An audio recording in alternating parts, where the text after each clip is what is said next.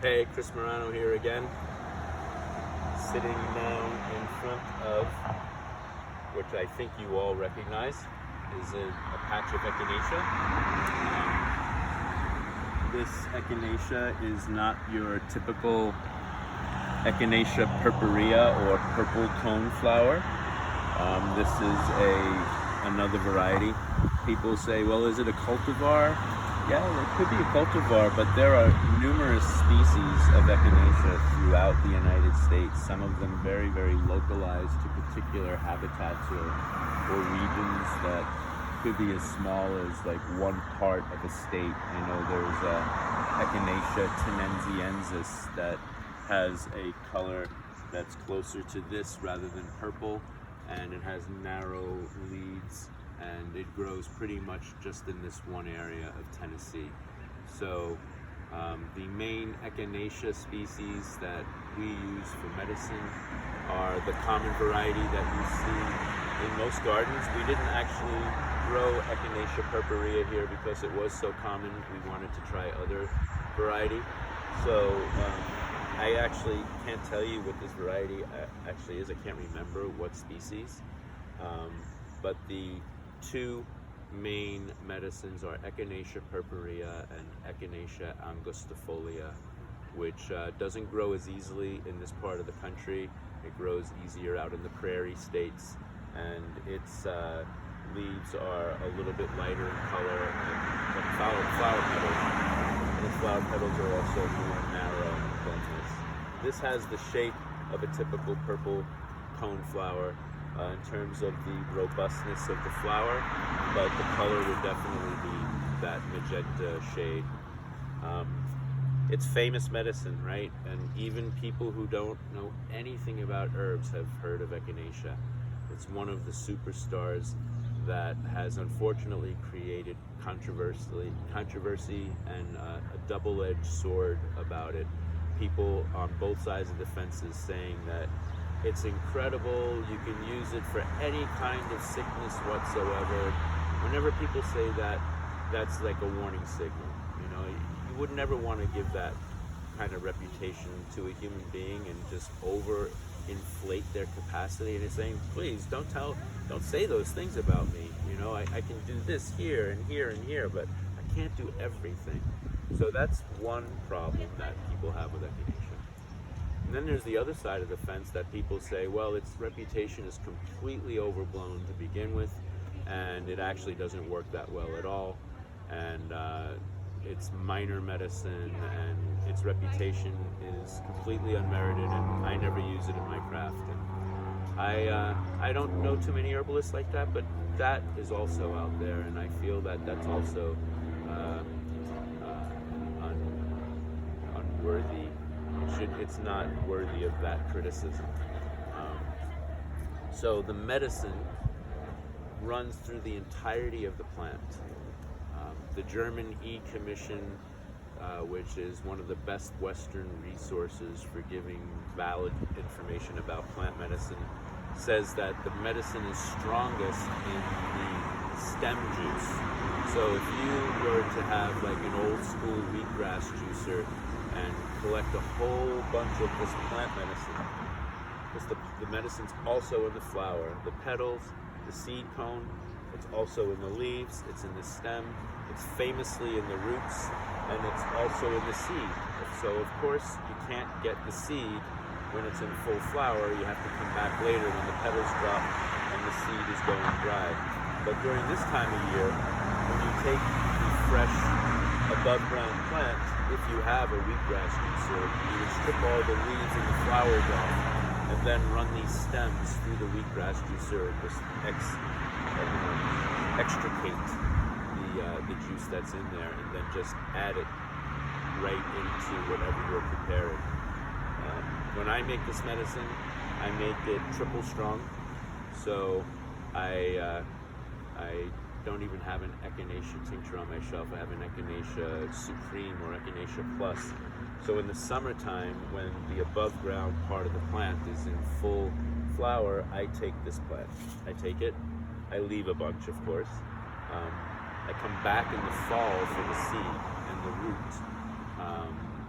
any herbalist will tell you that if you are wanting to get the medicine at its peak, most potent potential, root medicines are best taken either in the spring before the plant gets going too much, or in the fall after it dies back. So I perennially take the root medicine in the fall. I obviously take the summertime flower medicine and leaf medicine in the summer. So I make tincture of that, I press it out, and then in the fall, I use that same tincture, liquid, and I grab the root from the plants when all the medicine has gone back into the root again, and I use that tincture that already has echinacea medicine from the leaf and stem and flower, and I put root medicine in there and seed medicine in there, because that's when the seeds are also available. And now I have a more comprehensive medicine, and it's double potency because I use the same amount of liquid. I didn't double the amount of liquid. And then I usually purchase, because I can't find it here, a pound or so of the Echinacea angustifolia root, just to bring another species in and round it out.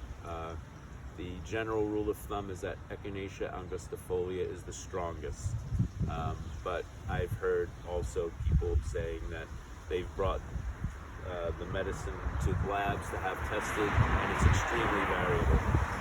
So that being said, I haven't said a thing about the plant's medicine yet, because I'm automatically assuming that you all know it. And so now I'll talk about that. The plant medicine is profound, immune stimulating medicine. It's not necessarily immune strengthener or an deep immune tonic. It works on the level of your first responder surface immune system, in your macrophage, phagocytes, the scavengers that are moving through your blood and your lymph, in concert with your white blood cells, trying to corral anything that might be sickness-inducing to you, particularly viruses and bacteria. So Echinacea is an immune stimulant. It's also even better at being a lymphatic remedy. It helps to keep the lymph circulatory system in your body moving. It keeps it thinner, not in a weak, thin kind of way, but in a not viscous, slow-moving way. So Echinacea really keys in for immune stimulation and preventing illness in the upper respiratory tract. So from here up, between the chest, in through the throat and the neck, and the lymph vessels in the neck, and into the sinuses and in the head. One of the very best combinations for strep throat is a combination of Echinacea and golden seal. The two of them have been you can often find them in drugstores and health stores combined together, because they work in two different areas, but to try and get the same thing done. Golden seal being antibacterial and very antiseptic to mucous membrane tissue. Echinacea being very immune stimulating and lymph moving through the similar mucous membrane tissue. They key in, as I said, strongly for helping to inhibit and move through strep throat faster. And I know a lot of people out there say they draw the line at strep throat and they just give antibiotics because there are a couple of strains of strep throat that can drop down and infect the heart and cause a much more serious heart condition. So they don't want to risk it, and so you go immediately on antibiotics. Well, it doesn't mean you can't do Echinacea and golden seal anyway. Echinacea and golden seal helps to resolve the issue. Why not address it from two different angles? You'll get over it faster. Also, some people don't even know and don't get tested to see if they have strep. They never take antibiotics in the first place. So this is very valuable medicine. But besides strep, I use Echinacea for any kind of upper respiratory illness, onset of cold, onset of flu, onset of anything that feels untoward in my sinus or throat passages, whether it's an illness, viral, or bacterial or an allergy. Because Echinacea, interestingly enough, while it's stimulating to the surface immune system, it's modulating and inhibiting to overhistamine production. So Echinacea becomes very valuable in allergy prevention and allergy relief formulas. And by allergy, I mean environmental allergies. I wouldn't take Echinacea for an allergy to peanuts, not things you eat, but pollen. So there are several plants out there that are simultaneously stimulating to the surface immune system in one direction, like lymph and phagocytes, but then modulating to the immune system, surface immune system, in the area of mast cells where your histamine is stored. So Echinacea is useful in a hyperimmune protocols, which means you can also think about Echinacea, and this is one of the areas where it's not known too much, in autoimmune formulas, because autoimmunity may have an underlying deficiency, but where it's acting in a hyperimmune state and attacking your own body for some reason, because of inflammation. It's not some reason. And so Echinacea, because it's neutral, again, in its energetics, it's not hot, it's not cold, it's not drying, it's not moistening, makes it very versatile in formulas, also makes it very useful in helping to dispel or alleviate inflammation on a deeper level, where you might say, I don't want to use something that's really hot because it might actually instigate the inflammation. Echinacea, being neutral, I use it very often in rheumatoid arthritis formulas. Rheumatoid arthritis, nothing to do with a cold or a flu or your sinus passages. Usually in your joints. I'm lifting up my hand and wrist because I often hear people complaining about it here. Rheumatoid arthritis is an autoimmune illness, and it's a hot and dry condition.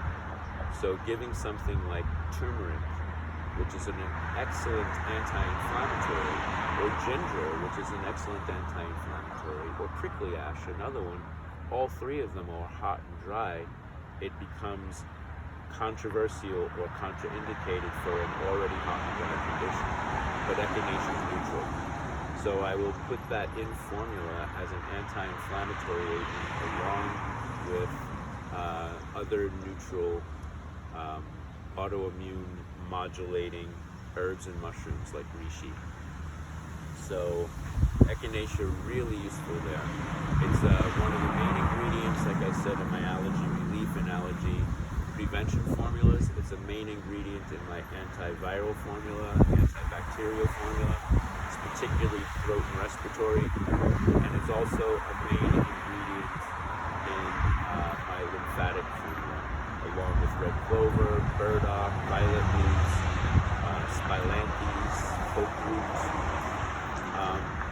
Anything else? Oh yes, Echinacea has an ability to create salivation in the mouth. That tickling sensation it puts on the tongue increases salivation. So if you have issues where you have dry mouth, Echinacea can help to stimulate some moisture in the mouth. And that same kind of stimulating excretory property to mucous membranes extends to the digestive system, and you can use it as a carminative to help improve digestion. Although I don't use it here ever because there's a lot of spices that do that as well, and then you also have flavorful. So why use Echinacea when you can use, cumin or coriander or rosemary or any of another 100 spices in your spice book? So that's Echinacea for the most part. Again, really beautiful, awesomely attractive to pollinators, to butterflies, moths, bees. Wonderful in the garden, wonderful if you're converting your lawn into a meadow. Doesn't need your help, has a long lifespan. If it doesn't get knocked out by disease, Echinacea can live for 35 to 50 years. The root medicine you want to take in the third year, maximally, optimally best, fourth year, also okay. Prior to the third year, the root's not really big enough. And after the fourth year, it gets too woody. So third year is maximum amount coupled with maximum still soft and juicy. So yeah, that's what I want to say about Echinacea. Thanks a lot.